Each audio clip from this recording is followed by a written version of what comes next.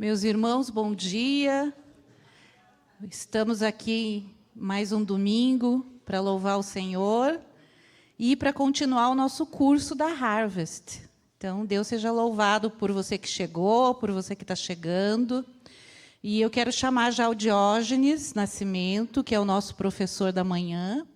Você pode se apresentar melhor depois, tá, Diógenes? E quero orar por ele, para a gente já começar, então, com os nossos estudos. Senhor Deus, eu quero colocar na Tua presença a vida do Diógenes, Senhor, pedindo que, em nome de Jesus, ele seja instrumento nas Tuas mãos nessa manhã, que tudo que ele venha falar, Senhor, seja para glorificar o Teu nome e para edificar a Tua igreja, Senhor. Nós também queremos Te agradecer por estarmos aqui reunidos, louvar e engrandecer o Teu santo e precioso nome, Senhor. Muito obrigado por ser o nosso Deus amado. Em nome de Jesus é que nós oramos. Amém. Amém? Só antes de entregar para ele, eu quero pedir, a gente está gravando aqui o estudo, então, se alguém for fazer pergunta, pega o microfone, tá bom? Se você puder lembrar também, tá bom? Deus te abençoe. Usar esse? Esse daqui daí nós vamos usar. Acho que esse aqui deixa com o Edson. O Edson vai ser o teu secretário? Se quiser pegar a mão. Beleza. Bom dia, graça e paz. Aqui eu não sei como é que é graça e paz, é a paz do Senhor, é qualquer coisa, né? Maravilha. Bom dia, boa noite, boa tarde, maravilha. Que alegria estar aqui com os irmãos nesta manhã, e eu creio que vai ser um tempo muito especial de nós estudarmos um pouquinho esses conceitos, esse currículo da Harvest, né? Semana passada nós estudamos sobre o papel da igreja na sociedade, e semana passada nós tínhamos um baita professor, e essa semana deu uma caídazinha, mas tenham paciência comigo, amém? Uma alegria também, eu quero agradecer em nome da Harvest, Harvest Global, vocês está recebendo o nosso treinamento. É uma alegria nossa servir a igreja local. Esse é o nosso chamado, essa é a nossa missão, a nossa vocação, servir a igreja local. E nosso coração se alegra quando uma igreja abre as portas para que a gente possa ministrar o nosso currículo. Então, muito obrigado, reverendo Faustino, toda a equipe, toda a igreja, a missionária Val, todo mundo aqui da nossa igreja. Deus abençoe a vida de vocês, ok? Eu vou ficar com o microfone na mão, tá bom? É porque eu sou pentecostal, hein? Mas se eu falar alguma coisa errada aqui, vocês não ficam bravos comigo não, tá, gente? Aleluia. Olha, brincadeira, gente. Vamos lá. O tema dessa manhã, nós vamos estudar dois temas essa manhã. O primeiro tema é Jesus, o nosso modelo, tá? E a disciplina de amor. Então, semana passada a gente viu que nós temos uma responsabilidade como igreja, ok? Agora nós vamos ver, a gente tem essa responsabilidade, mas a gente precisa seguir um modelo. E quem é o modelo? Né? O modelo é Jesus. Então, nós precisamos seguir o nosso modelo. E a gente pode seguir qualquer coisa, mas a ideia, quando nós seguimos qualquer coisa, a gente fica perdido, porque nós já temos um modelo, nós já temos uma figura para seguir, que é o nosso Senhor Jesus Cristo. Então, o tema da aula é esse, né? O modelo de Jesus para o crescimento e para o serviço. Gente, eu já vou logo pedindo perdão a como está meu óculos. Quebrou esse final de semana, não teve como consertar. Tá? E eu estou longe de casa e eu não enxergo nada que está ali. Ó. Então, eu vou ter que ficar meio com esse óculos aqui, perneta aí, tá bom? Me desculpem. Ali minha esposa, a dona Maria Gabriela, nós somos casados há 18 anos, moramos aqui na região ali de Itajaí, aqui em Santa Catarina. Eu sou missionário da Harvest. Acho que é aqui, né? Que é perto. Sou missionário da Harvest. Ah, tá. Não, é porque do laser, que eu queria usar o laser. Isso, thank you. Eu sou missionário da Harvest, sou pastor numa igreja batista ali na cidade de Itajaí, em Santa Catarina. Também estou coordenando o conselho de pastores lá da cidade de Itajaí, Santa Catarina, e casado com a dona Gabriela há 18 anos. Eu sou de uma família pastoral, meu pai é pastor, eu tenho tios pastores, primos pastores, tenho um irmão também que é pastor, já estou orando porque eu vou ter sobrinhos pastores, então sou de uma família missionária, já sou a 4ª geração de líderes cristãos na família. Então, nasci como a gente costuma dizer, no berço evangélico. Sempre tive uma grande frustração na minha vida, que eu nunca era ex-nada. As pessoas iam na igreja, falavam porque eu sou ex-aquilo, porque Deus me transformou, e eu ficava assim tão triste, porque eu não tinha nenhum testemunho para dar. Aí eu inventei então um negócio, eu sou ex-nada. Pronto. E a partir daí eu me convenci disso, eu falei, é isso aí que eu sou, então eu sou um ex-nada. Mas sempre tive, como as crianças estão ali atrás, correndo debaixo dos bancos da igreja. Antigamente era banco de madeira, né? Agora está mais confortávelzinho, né? E cresci assim. Meu pai, além de pastor, também é missionário, foi missionário por muitos anos, né? na São Paulo, Bahia, Brasília, Santa Catarina, e agora esta igreja que eu pastoreio, ele que fundou essa igreja, e eu assumi essa igreja há algum tempo, ok? Todos estão convidados para ir lá em Santa Catarina, nos conhecer e ter um tempo conosco. Esse é o texto áureo da nossa agência missionária. Lucas 2, 52.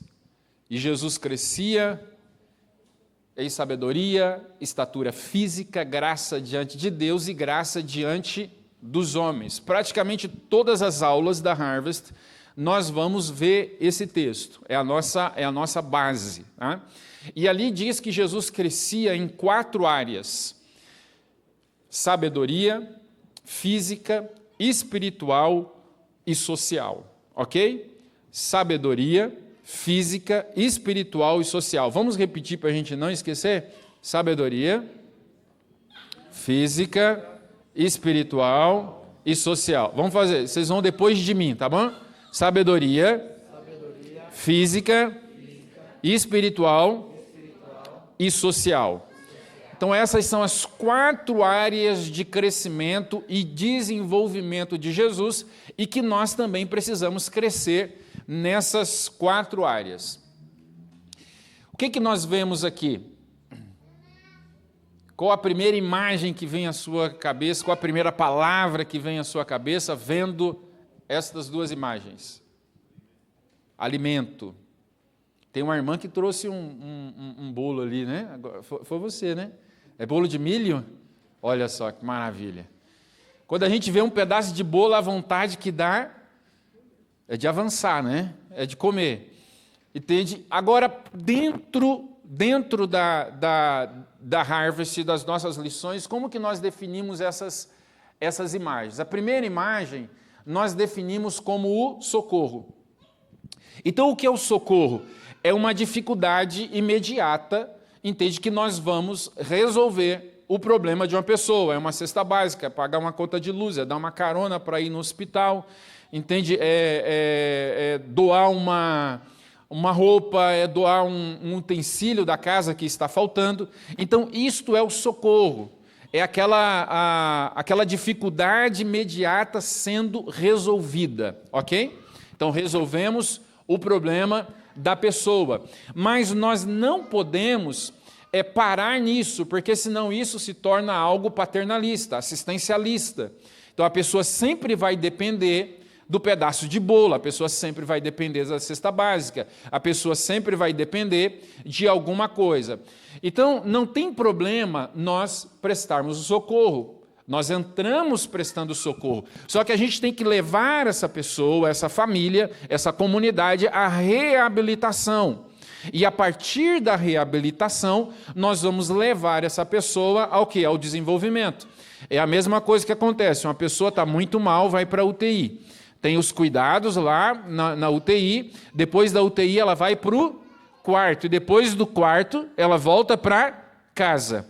Ou seja, quando o médico deu a alta, que ela volta para casa, o que acontece? Desenvolveu. Está curada.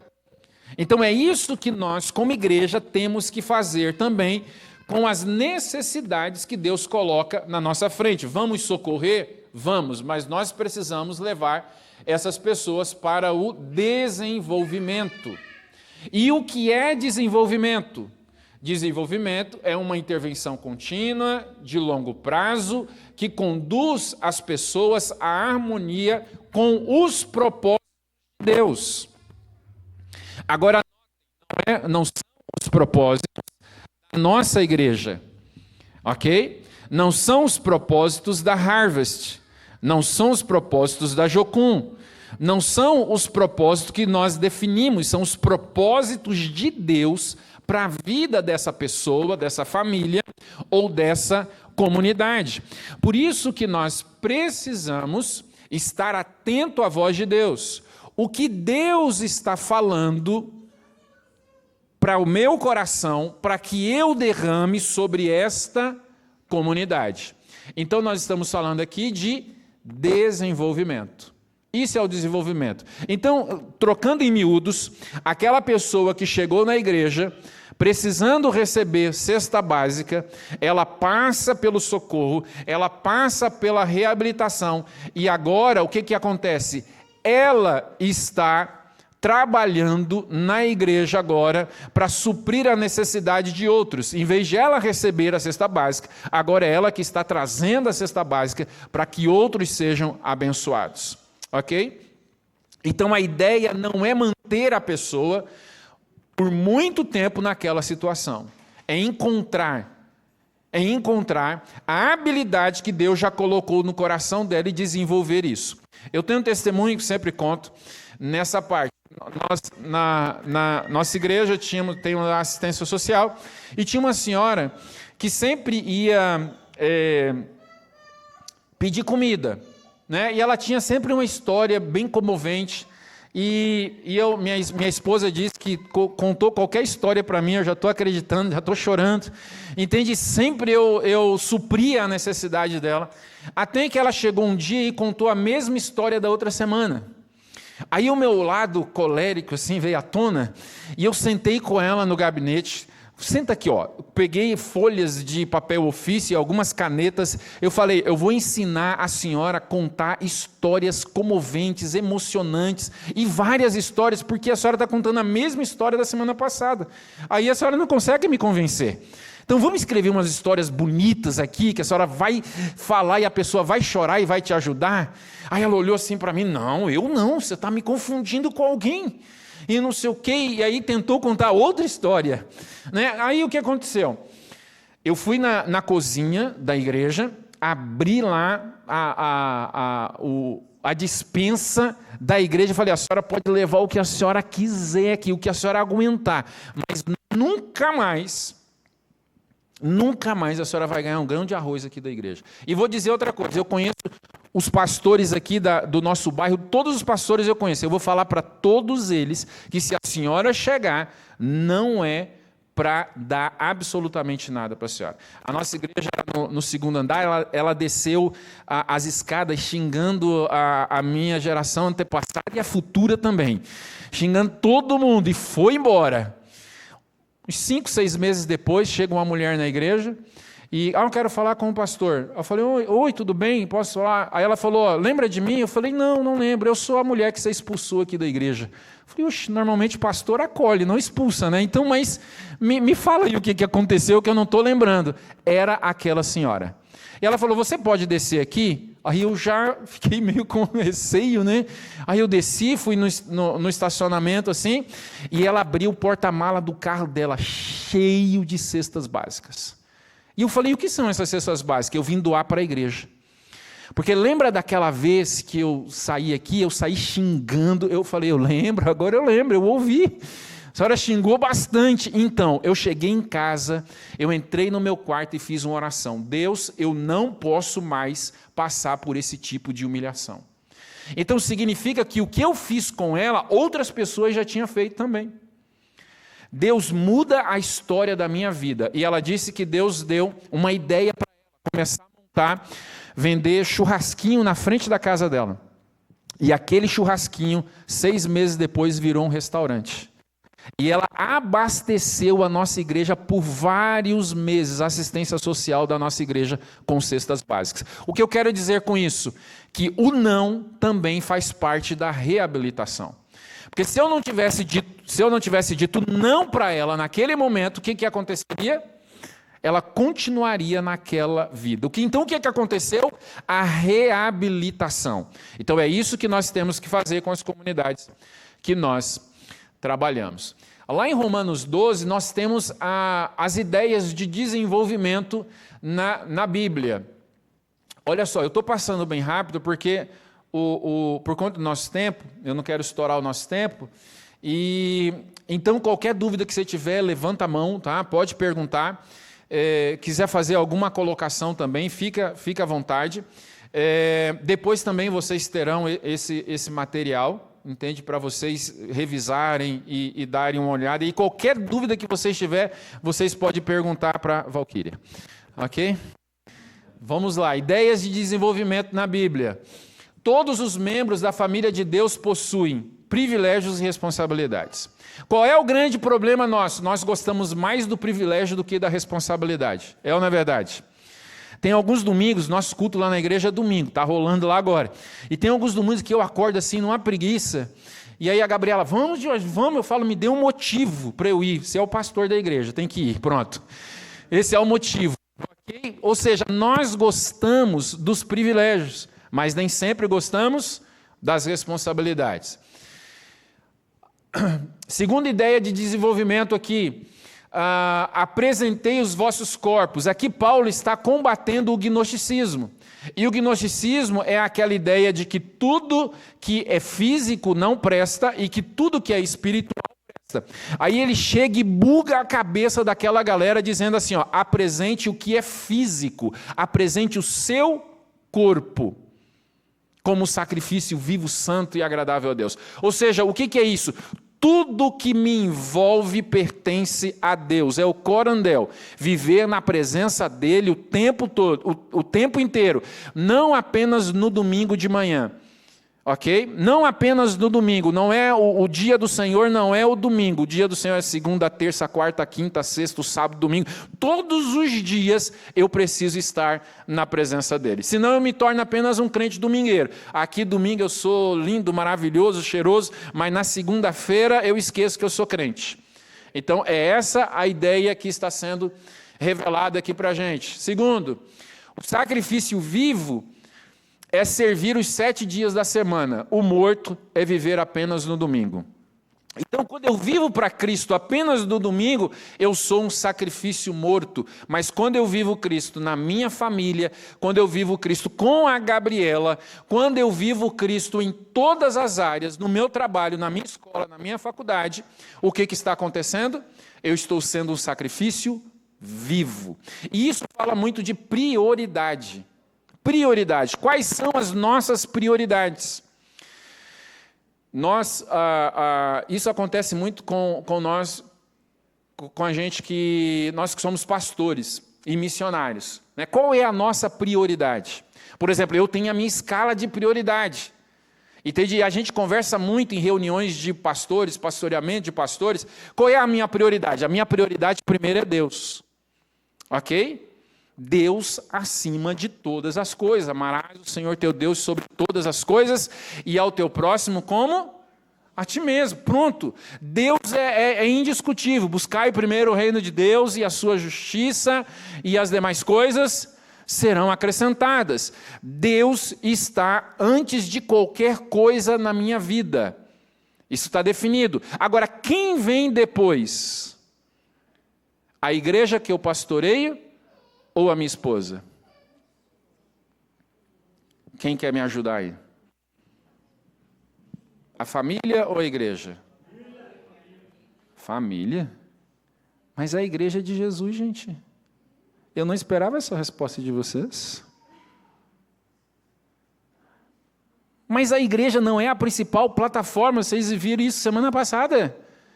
A igreja é a principal plataforma de transformação.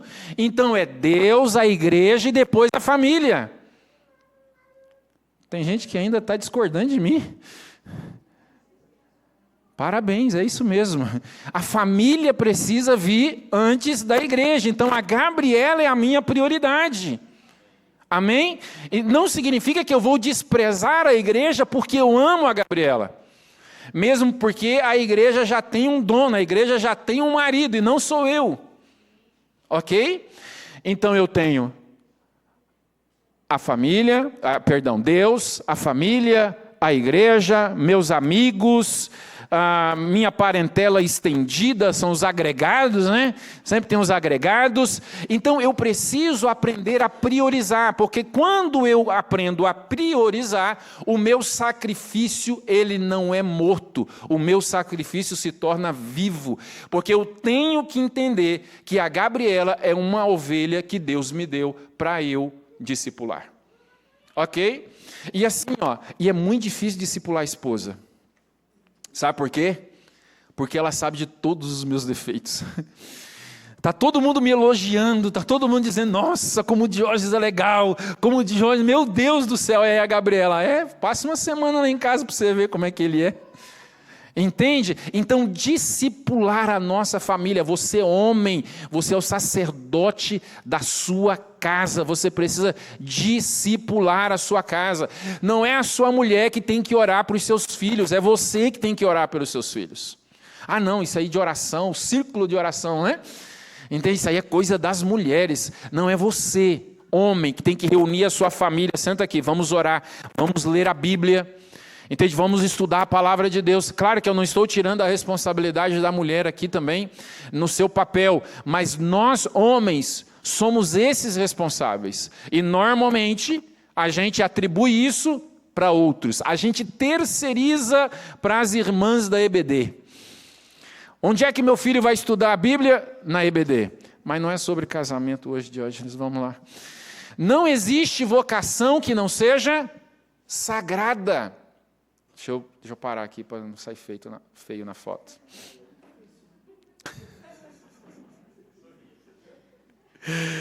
Entende? Eu já sou feio, ainda sai com a boca aberta, né? Fica pior o negócio, gente. Ok? Não existe vocação que não seja sagrada.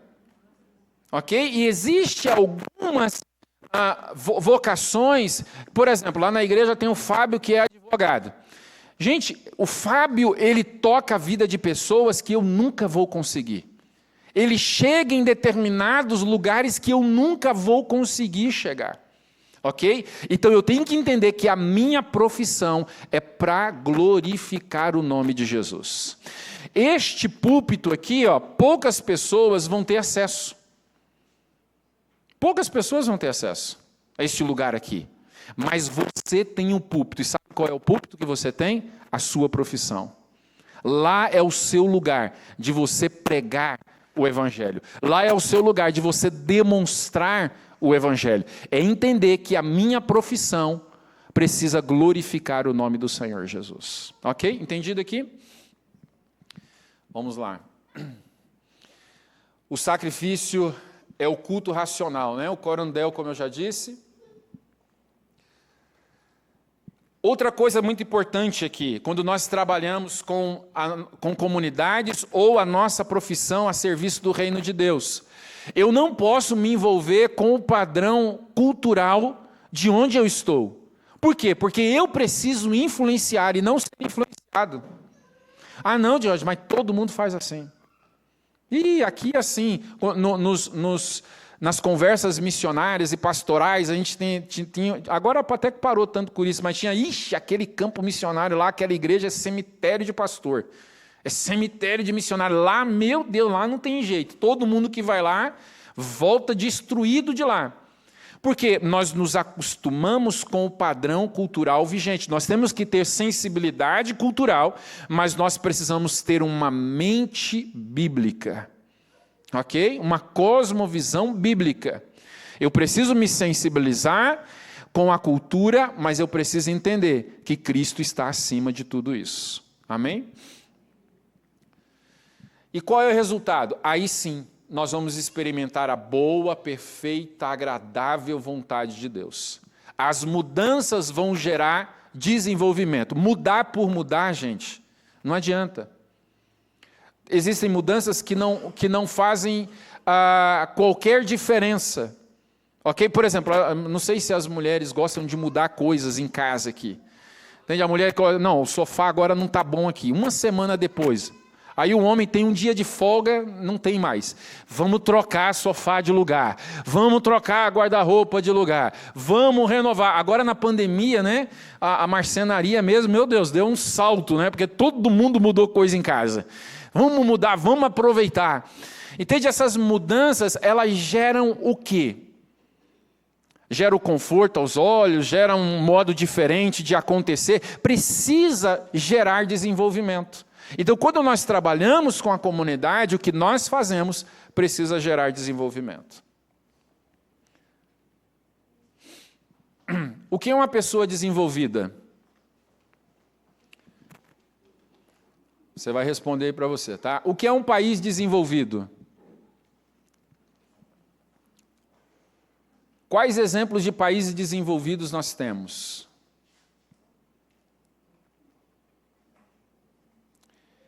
Jesus era uma pessoa desenvolvida?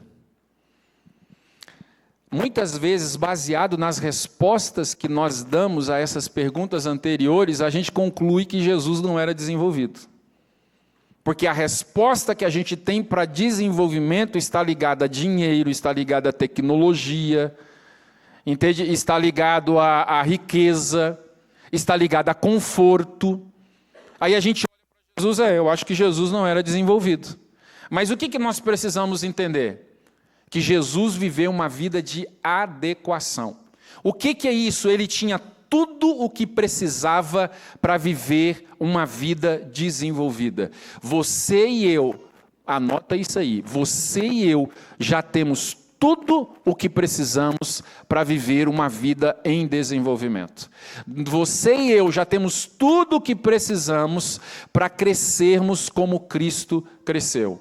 Nossa igreja aqui, seja aqui ou lá em Areias, nós já temos tudo o que precisamos para vermos o crescimento e o desenvolvimento do nosso entorno.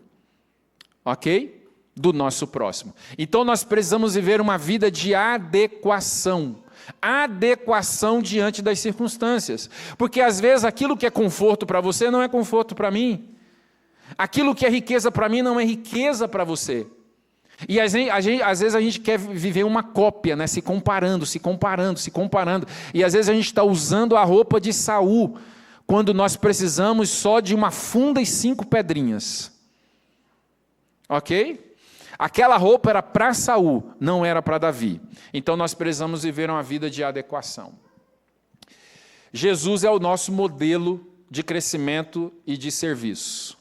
Então, as 4 áreas que Jesus cresceu, relembrando, sabedoria, física, espiritual e social. Em algum material da Harvard você vai encontrar relacional também, tá bom?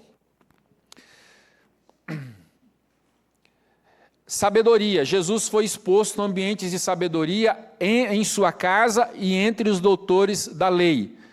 Imagina Jesus com 12 anos dando um show lá no templo, né? E o mais bonito, depois que Jesus deu aquele show, Maria chegou, pegou pela orelha e levou para casa. O que está fazendo aqui? Vamos para casa? Imagina, gente, Maria teve a oportunidade de puxar a orelha de Jesus. Que coisa maravilhosa. Imagina Jesus dando umas varadinhas. Entende? Não sei se José fazia igual minha mãe. Eu estou te batendo por isso, eu te batendo porque eu te amo, Jesus te ama também. Eu falei, meu Deus, bate logo e deixa do discurso. Tem uma cidade que meu pai pastoreou hoje aqui na Bahia, tinha um pé de goiaba lá no fundo, que nunca deu goiaba, porque aquela era a goiabeira da repreensão. Todo dia era uma varinha sendo tirada. Também nós somos em 8, gente, então uma vara por dia para cada um, coitada da goiabeira. Só uma, então imagina. Na área física, José ensinou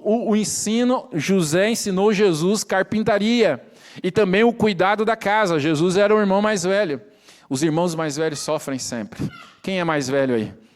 A gente sofre, não tem jeito. Os do meio, os caçulinha, olha Jesus. Eu tenho um caçulinha mesmo lá em casa, que é o David, que eu falo que ele é neto, não é filho. Nunca apanhou na vida. Não teve goiabeira para ele. Área espiritual, desde sua infância até a cruz, praticando as disciplinas espirituais. Área social, cresceu em uma família com relacionamentos saudáveis. O relacionamento da família, o relacionamento de José e Maria com os amigos era tão saudável que Jesus ficou perdido por 3 dias e eles não se preocuparam. Lembra lá do texto? Cadê Jesus? Deve estar aí na casa de alguém. Cadê? Não, agora vamos nos preocupar, porque já tem 3 dias que Jesus não aparece. Vamos atrás dele. A irmã está ali, com o bebê. Se sair correndo ali, ela já sai atrás. Não dá 5 segundos. O relacionamento era tão saudável que Jesus estava lá e dormia numa casa, e dormia na outra, e brincava com um e brincava com outro. Qual é o tipo de relacionamento que nós estamos tendo com os nossos amigos e estamos transmitindo para os nossos filhos? Então, sabedoria é buscar conhecimento e colocá-lo em prática. Físico é tudo que está relacionado ao trabalho, né? Meio ambiente, abrigo, higiene, cuidado com o corpo e assim vai. Espiritual são as disciplinas espirituais, nós não precisamos falar muito aqui, porque nós somos feras nas disciplinas espirituais, né? Social, cultivar amizades, telefonar, ir a festas, pedir perdão, perdoar, comunicar, tudo isso faz parte da área social. E aqui é o nosso modelinho da área de sabedoria física, espiritual e social. Exemplos, alguns exemplos básicos. Eu vou pular esses exemplos porque a próxima aula nós vamos falar sobre esses exemplos. Então a gente dá esses exemplos aqui quando a gente só vai dar a próxima aula na outra semana, em outro momento. Então vou pular os exemplos aqui que a gente vai ver daqui a pouco na outra aula, ok?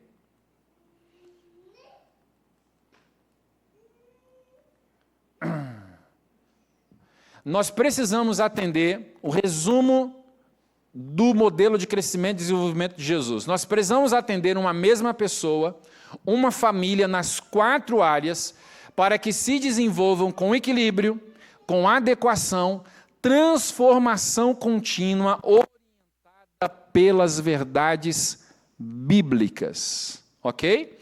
Orientada pelas verdades bíblicas. Então, quando nós vamos atender uma família na comunidade, a gente recebe uma família na igreja, o que nós precisamos? Atender todas as áreas. Então, a família chegou na igreja. Qual é a necessidade espiritual dessa família? Está com o casamento com problemas, então vamos orar por esse casamento.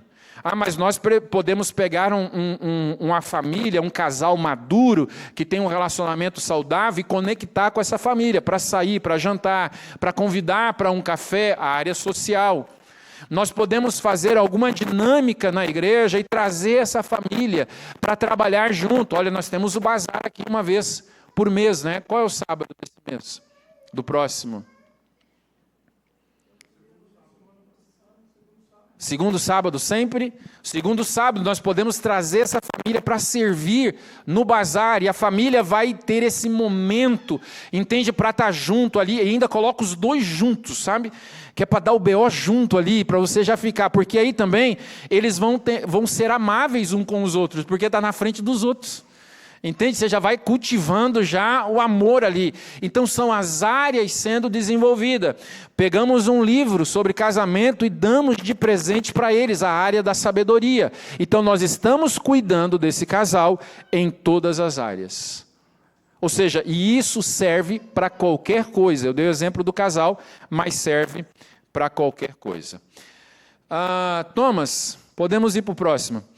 Alguma pergunta? Alguma colocação? Obrigado. Pode falar, pastor. Só espera o microfone um pouquinho. Uma questão cultural na comunidade que a gente encontra certas barreiras. Lá em Areias, por exemplo, temos uma cultura de você ajuda, você dá o alimento e a pessoa até aproveita desse momento, mas não tem ali não tem o desejo de ter o acompanhamento. Como você falou, o não também faz parte. Mas até que ponto você pode insistir com a pessoa, com o evangelho, com o social? Gente, sem óculos eu não enxergo nada, tá? Então eu vou ter que ficar assim.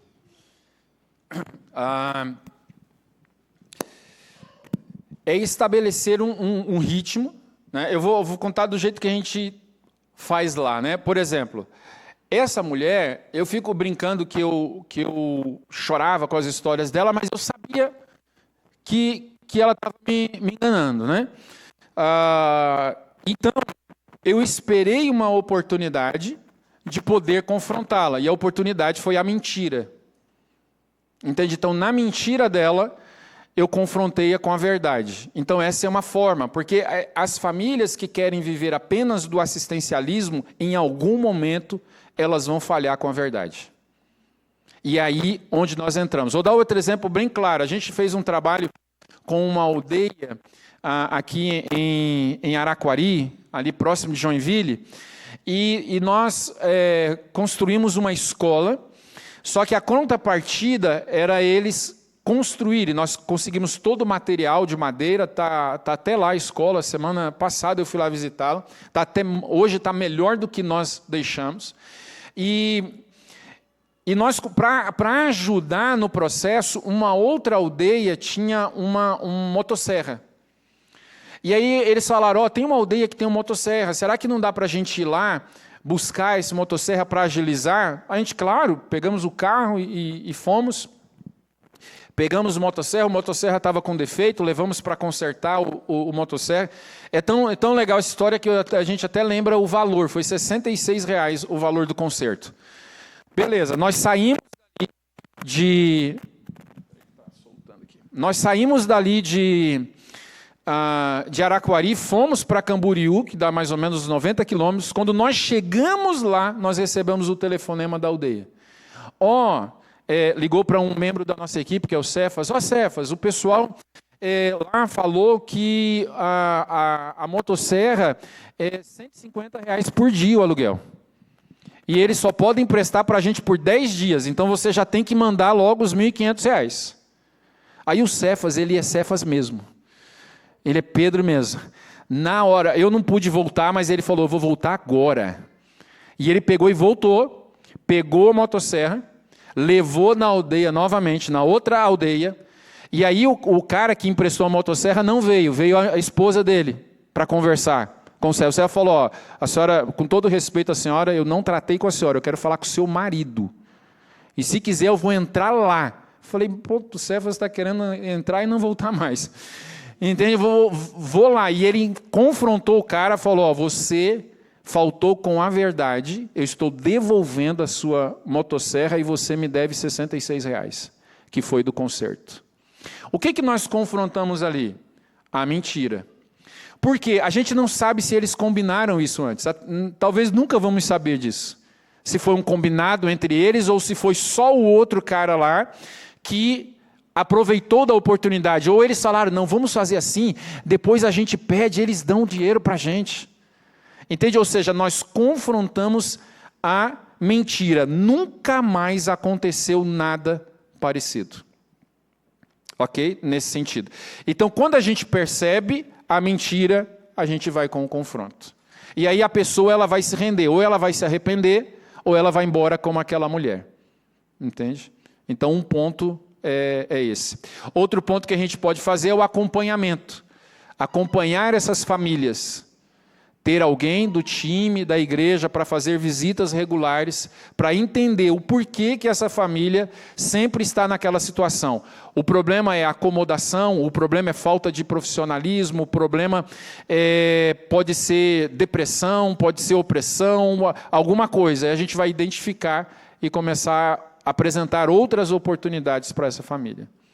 Tá? No nosso processo lá, o não é algo bem claro para a gente. Então, se a gente não percebe que a pessoa não quer se reabilitar, a gente entrega um não na mão dela. Ok? E sem dor no coração. Né? É mentira, eu tenho dor no coração ainda. Eu entrego o não com dor no coração, mas eu sei que eu preciso entregar o não. Ok? Aqui, ó. Está aqui perto para ele. Então, ele já trouxe, então vamos testar. Bom dia, me chamo Patrick. Aproveitando a pergunta do pastor, eu queria... então, vocês caminham por um caminho assim... Não, a palavra de Deus diz que a gente não deve negar aquele que nos pede emprestado, até o momento em que haja um furo. É isso? Ou não? Repete? A gente vai caminhando com a pessoa até o momento que ela dá o furo. Senão, a gente não tem como dizer não antes. É mais ou menos isso que você está dizendo? É por aí. Porque assim, a gente não pode desistir. Né? Desistir nunca, entende? Mas a própria pessoa, entende? Ela vai dar abertura para falar, não quero mais a sua ajuda. Só que ela não vai dizer isso, vai dizer com atitudes, entendeu? E a gente precisa discernir esse momento. Eu acho que tem algumas diferenças entre uma situação e outra, onde que a gente precisa do Espírito Santo para discernir se a pessoa está de má fé ou não. Né? Se a pessoa realmente está de má fé nessa situação, ela quer se aproveitar, aí realmente o não precisa ser dado como misericórdia, não, como realmente auxílio a essa pessoa. Né, para poder, como o exemplo que o pastor trouxe, né, para poder trazer essa pessoa para Cristo, né? Uhum. Agora, poderia ter situação onde que a pessoa, talvez não, né? A pessoa realmente tem algum problema, né? Então, E assim, não existe receita. Cada caso é um caso. O grande problema também é a gente tentar padronizar, entende? Padronizar. Cada caso é um caso, cada pessoa é uma pessoa. Tem pessoas que você vai insistir mais, tem pessoas que vai insistir menos, tem pessoas que vão mudar muito rápido. Entende? Tem pessoas que o processo é lento, o processo de mudança. Tem o histórico da pessoa. Entende? Às vezes a pessoa está naquela situação... por exemplo, vamos pensar em moradores de rua. A gente trabalhou muito com moradores de rua. Você... nem pode falar mais moradores de rua, né? Também eles mudam tudo sempre, né? Eu fico confuso com essas nomenclaturas. Mas, enfim, tem pessoas que você vai conversar e elas estão ali só por uma decepção amorosa. E elas foram para a rua. Tem pessoas que estão ali por escolha. A gente atendia lá na nossa igreja, tinha um cara que falava, a minha profissão é ser morador de rua, o meu estilo de vida não quero mudar. Não quero bater cartão, não quero dar satisfação para ninguém. Entende? Então, com essa pessoa, ele era assistido nas coisas da igreja, mas o segundo passo, a gente não dava a segunda milha com ele, não andava a segunda milha, não comia o segundo quilo de sal. Por quê? Porque ele não queria.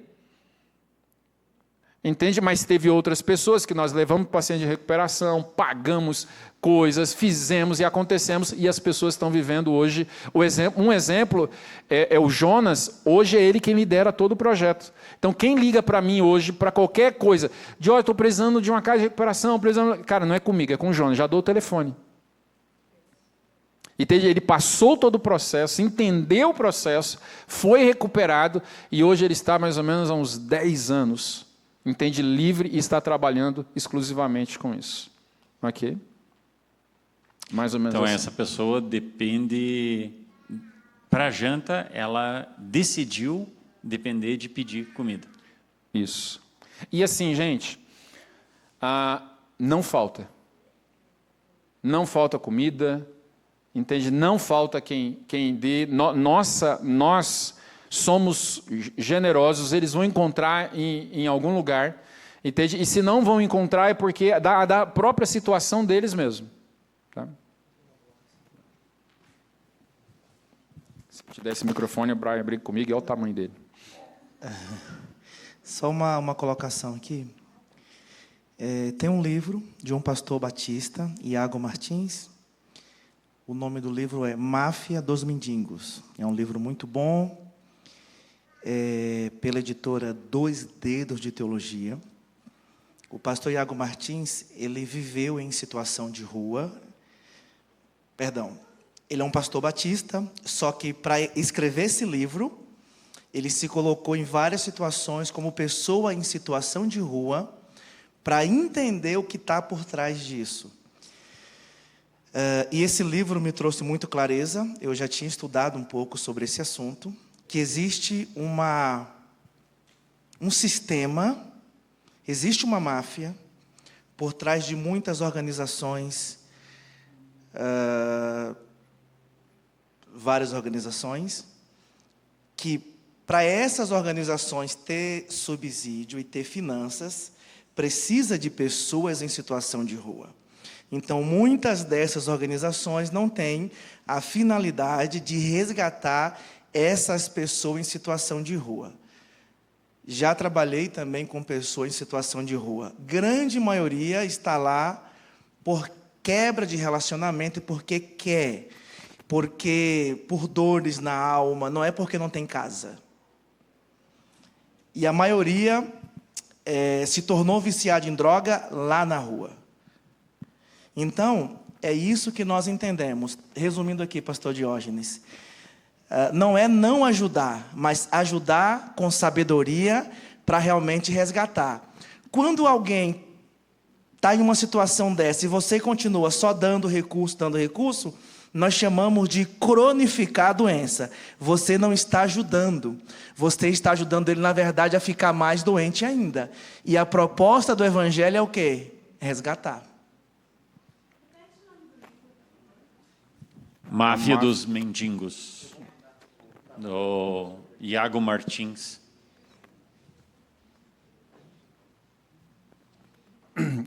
Depois.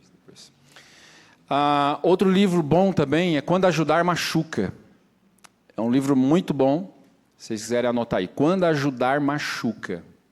Okay? Que fala bastante sobre essas questões. Então, a nossa ajuda não pode machucar. Um outro ponto também, pastor, terceiro agora então, é transferir responsabilidade. Então, eu estou trabalhando com essa família e eu percebi que eu já estou sendo paternalista com essa família. Eu já estou me envolvendo demais, já estou quase um codependente. Então eu chego pro Brian e para a Adriana e falo, tem como vocês trabalharem com essa família agora? Lembra a gente não vai ter essa aula, mas o mínimo irredutível, quando o samaritano pega o quase morto, cuida do quase morto, mas ele chega na hospedaria e fala para o dono da hospedaria, cuida dele aí agora, que eu vou resolver umas coisinhas lá e depois volto. Ou seja, ele transferiu responsabilidade, ele compartilhou responsabilidade. Uma coisa que nós fazemos lá é assim também, mudar a pessoa que está cuidando. Entende? Porque senão, às vezes, o nosso coração é generoso, não tem jeito. A outra lição é a disciplina do amor. Nós temos 15 minutos para a gente terminar essa lição. Disciplina do amor. Ok? Vamos lá. Nós aprendemos que, com o papel da igreja, que nós somos responsáveis. Nós temos o nosso modelo, que é Jesus, as 4 áreas que ele cresceu. Agora nós precisamos nos disciplinar. Agora entra a nossa ação. E para que são as disciplinas de amor? Para cristãos comprometidos com a grande comissão. Aqui é um estilo de vida de amor e serviço, ok? Não é só grudado na camiseta que eu estou usando, ou na plaquinha que diz o que eu penso, a minha visão, a minha missão, mas é um estilo de vida. Disciplina de amor precisa ser um estilo de vida. E tendo a igreja como um instrumento central de transformação, e nós falamos isso semana passada, que é o papel da igreja na sociedade. Então, a igreja deve influenciar a cultura com os valores do reino de Deus. Nós influenciamos a cultura com os valores do reino de Deus. Hoje a gente tem um problema sério na nossa nação. Eu estava conversando semana passada com o prefeito lá da nossa cidade, e ele falou: Jorge, você não sabe a dificuldade que nós temos aqui com a cultura. Porque eu não encontro, e ele é católico, e ele usou o termo, eu não encontro uma pessoa com princípios de Deus para a cultura. Não tem ninguém preparado. Então, por muito tempo, nós, como igreja, deixamos essa área de lado.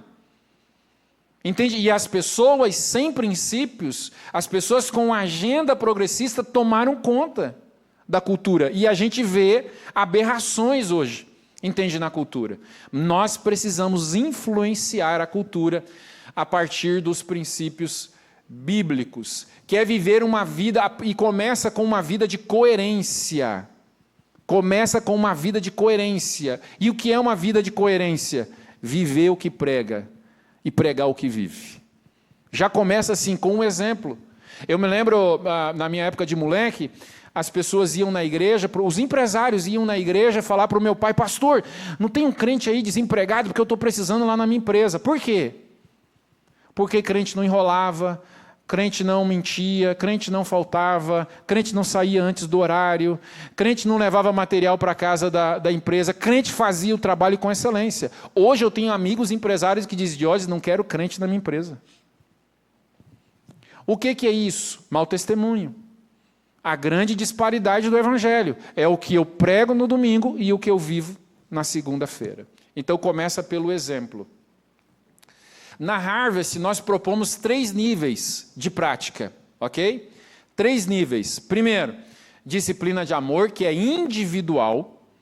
A disciplina de amor não depende da minha esposa, não depende do meu líder, não depende do meu pastor, não depende do meu pai, não depende da minha mãe, não depende de ninguém, sou eu que faço. Nós temos muito a mania de terceirizar. Não, isso aí é para o ministério da igreja lá de assistência social. Não, isso aí é para o irmãozinho que gosta de evangelizar. Não, isso aí é para o missionário. Não, isso aí é para o pastor.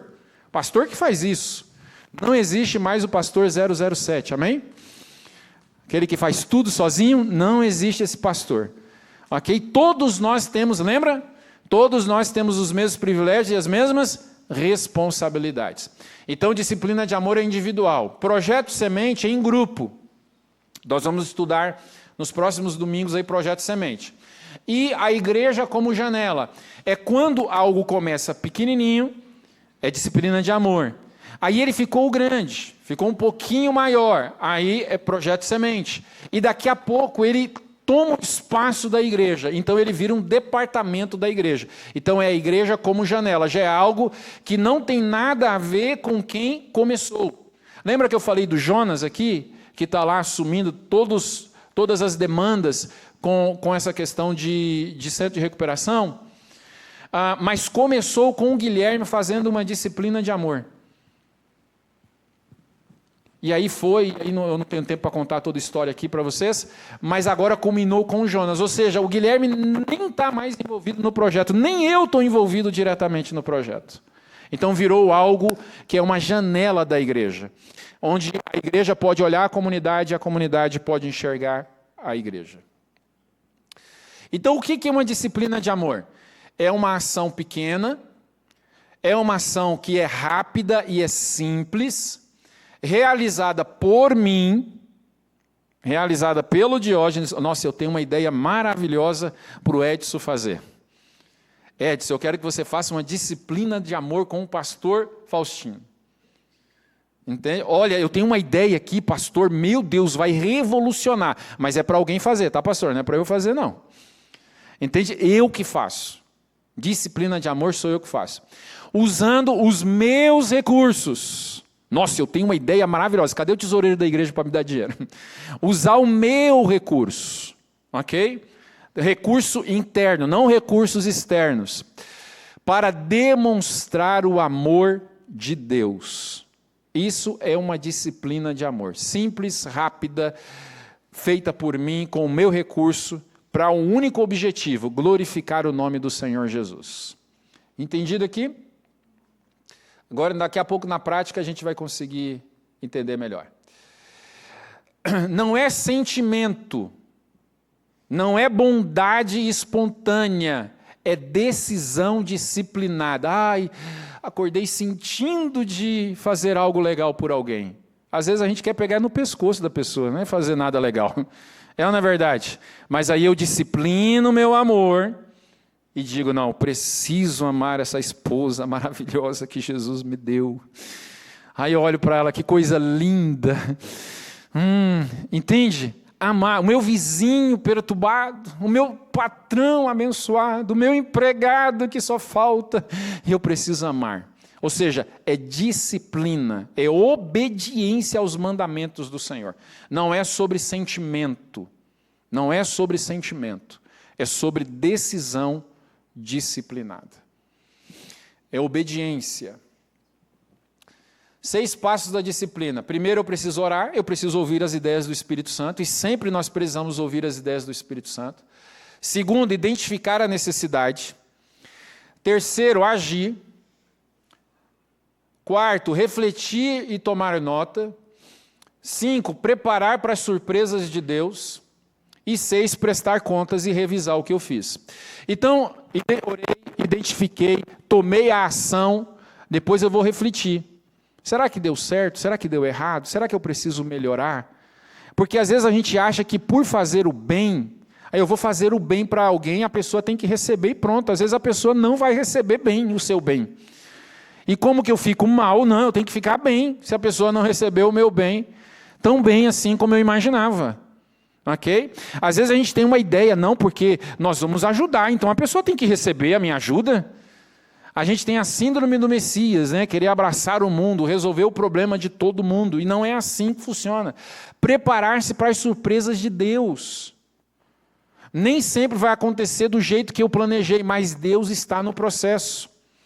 E revisar, avaliar. Às vezes eu achei, nossa, estou arrasando, e Deus está olhando lá do céu de olhos, você fez tudo errado. Ou eu acho que, meu Deus, errei tudo, e Deus, não, calma, está no caminho certo, é isso aí, Diógenes. Por isso que eu preciso avaliar a partir do padrão do reino de Deus, e não do meu padrão, daquilo que eu estabeleci.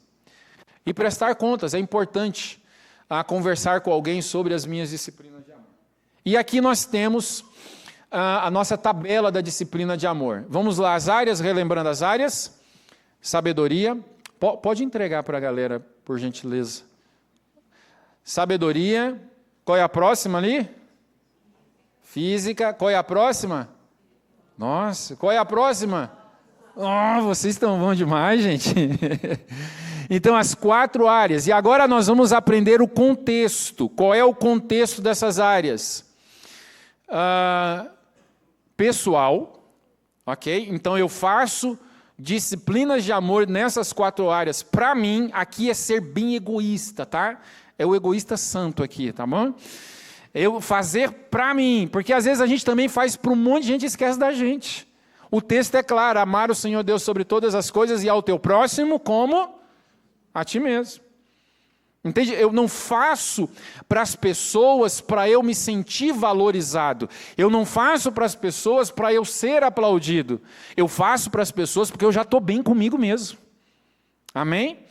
Então eu faço disciplinas de amor para mim mesmo, faço para minha família, para minha igreja e para minha comunidade. Ok? E está aí nesse papelzinho que vocês estão vendo aí. E aqui tem as disciplinas de amor ao lar, que está no quadradinho menor ali. Quadradinho menor. Okay? O que nós vamos fazer agora? Eu vou dar 5 minutos para vocês fazerem, preencher pelo menos uns 2 ou 3 aí, tá? Em alguma área, ficou bem pequenininho, mas a ideia era para ter, eu achei que ia imprimir assim, para ficar maior, mas ficou bom aí. Quem não tem óculos, eu posso emprestar o meu. Ok? Mas lá na tela está bem maior. Ó. Eu acho que deve ter os mesmos exemplos ali. Ok? Então, vou dar 5 minutos para você fazer alguma anotação aí de alguma disciplina de amor que você vai fazer esta semana. Para ser feito esta semana, para trazer semana que vem aqui para a gente. 5 minutos.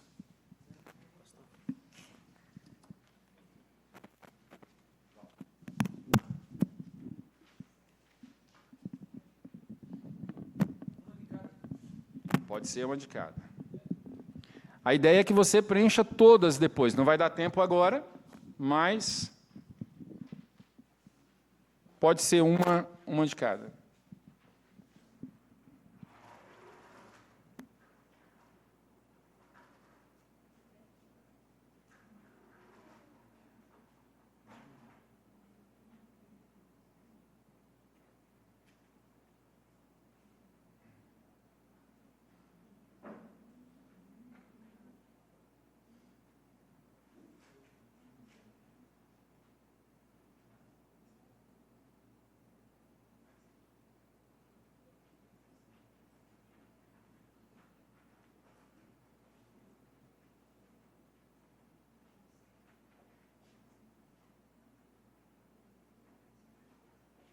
Quem tiver dúvida, estou aqui, tá?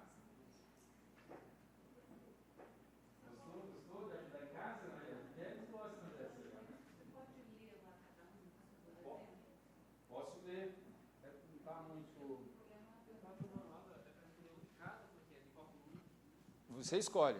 Olha lá, o que Deus te direcionar aí, você coloca. Hã? Como? Eu falei alguma coisa a mais? Quanto que é para... não, eu sugeri 3. Sugeri 3, mas pode fazer mais ou menos. Então, lá, ó, na área pessoal, ler X páginas por dia. Então, vou me dedicar, eu preciso ler tantas páginas da Bíblia, tantas páginas de um livro que eu estou... Ser disciplinado, porque senão a gente só compra livro, né? Não é verdade? Compra, aquela montanha de livro que nunca leu. Eu tenho alguns lá em casa. Física, exercício, entende? Cuidar do corpo físico. Espiritual, zelar pelo meu altar secreto. Social, fazer um novo amigo. Crente precisa de amigo, gente. A gente não vive sem amigo, não. Precisa de muitos amigos. Familiar, ensinar os filhos sobre o uso sábio do dinheiro. A gente só ensina que não pode gastar, não dá, não tem dinheiro, não dá. Vamos ensinar os nossos filhos sobre dinheiro. Na área física, participar do faxinão da casa. Hein? Aí é para os homens, né? Participar da faxina. Espiritual, orar por gratidão. Social, sair com a esposa sem os filhos. Olha que maravilha. Ela vai gostar, gente. E alguém da igreja dá um vale night aí para os irmãos com filhos. Ok? Pega os filhos do irmão para ele dar uma saidinha. Igreja. Estudar João 3,16 com um novo convertido. O cara veio na igreja, está ali meio perdido, senta do lado dele, convida para um café e vamos estudar a Bíblia com ele. Ajudar no escritório da igreja. Às vezes a gente só olha os defeitos, né? Você olha assim, nossa, aquela porta ali está com... Meu Deus, olha aquilo ali, ó, teia de aranha. Eu digo assim, ó, se Deus mostrou para você, é para você resolver o problema. Amém? Você viu que está sujo, você voltou no outro domingo, está sujo do mesmo jeito, é você, não tem jeito. Vai lá e faz, ok? Nossa, o teto aqui do banheiro está meio feio, né? É Deus falando para você pintar o teto do banheiro, ok?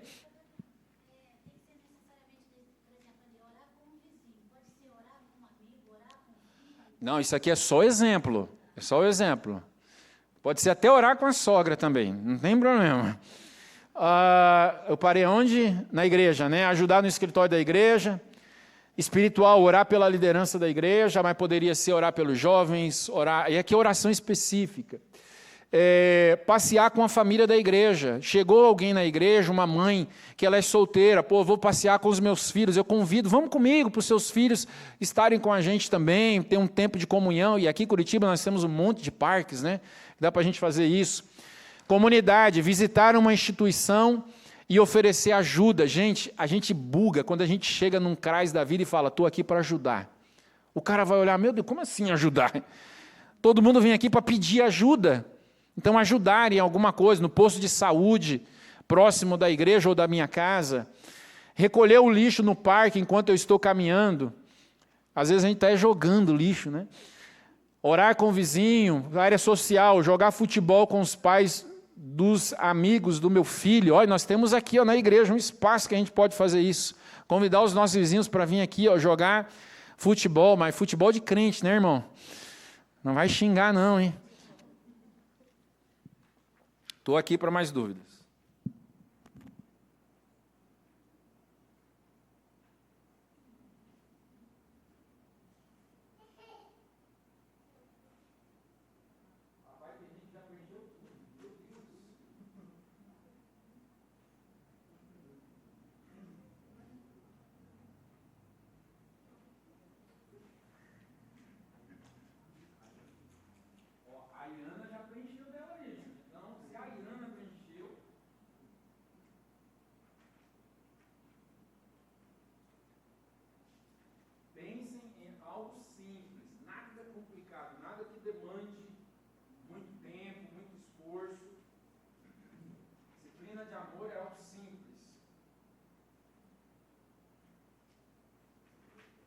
Dar um presente para alguém numa data aleatória.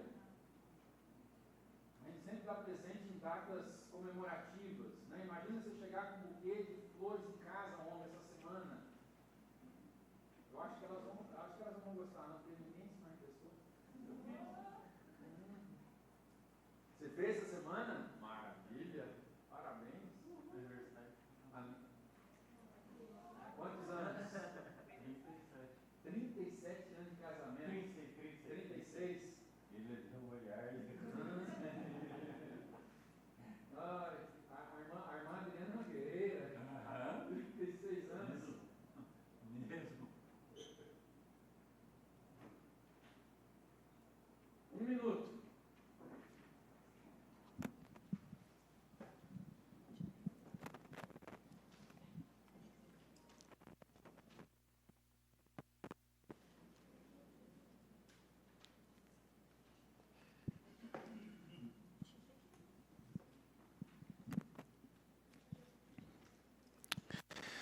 Uma coisa, quando a gente faz uma disciplina de amor para alguém, não é querendo algo em troca, ok?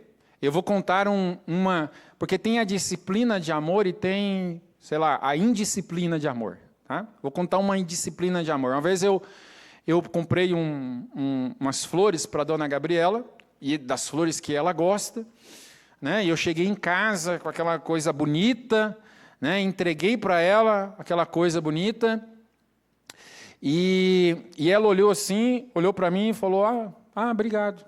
Aí pegou, foi lá na cozinha, pegou um vaso, colocou água, colocou a planta dentro, botou lá no negócio e foi fazer as coisas. E eu fiquei olhando assim, oxi, que isso?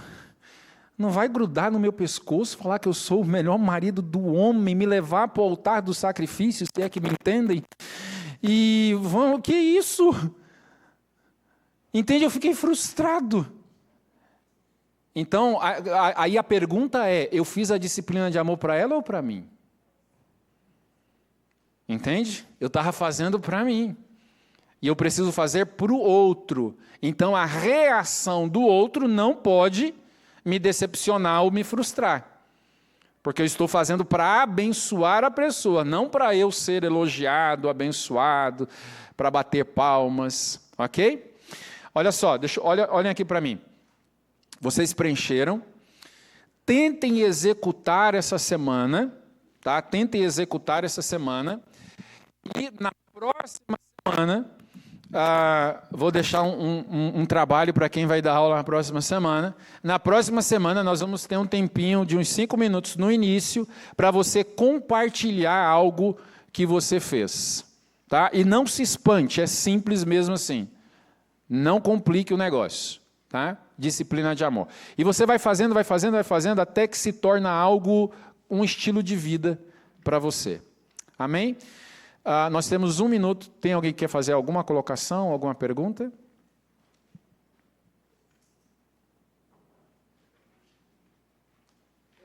Diga, meu.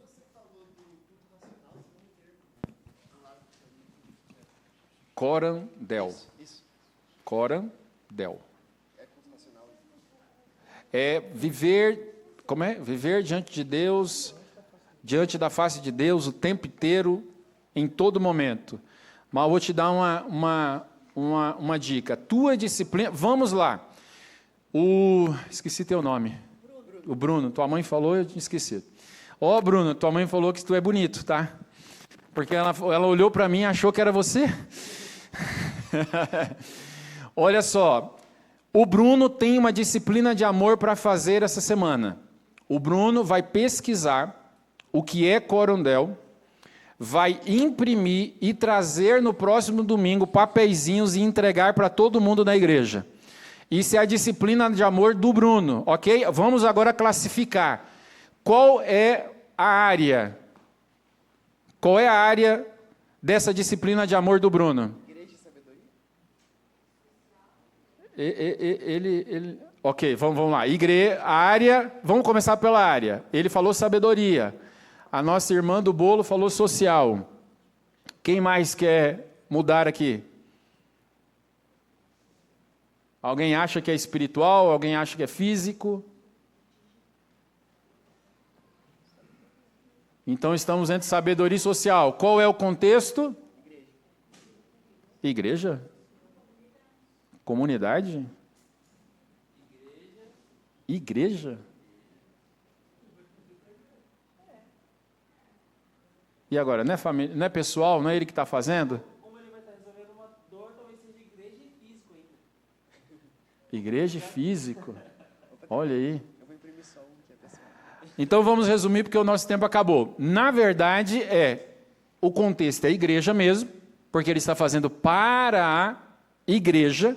Comunidade aqui é quando eu estou fazendo para quem não é da igreja, para quem não é cristão, ok? Então comunidade é sempre para quem é de fora da igreja. Então ele vai fazer para a igreja e a área é sabedoria, porque ele vai trazer uma instrução, ele vai ensinar algo, ok? Então é igreja, sabedoria. Então nós temos uma disciplina de amor do Bruno para a semana que vem. Muito obrigado, Deus abençoe a vida de vocês e obrigado pelo tempo que vocês dispensaram aqui para a gente, ok? Quem encerra agora? Para quem que eu dou o microfone? Pelo amor de Deus. Alguém falou alguma coisa? Ah, não, só foi. Amém, irmãos. Agora temos um pequeno intervalo. O culto vai iniciar um pouco mais tarde hoje, mas Deus abençoe a todos, que possamos colocar em prática esses ensinamentos.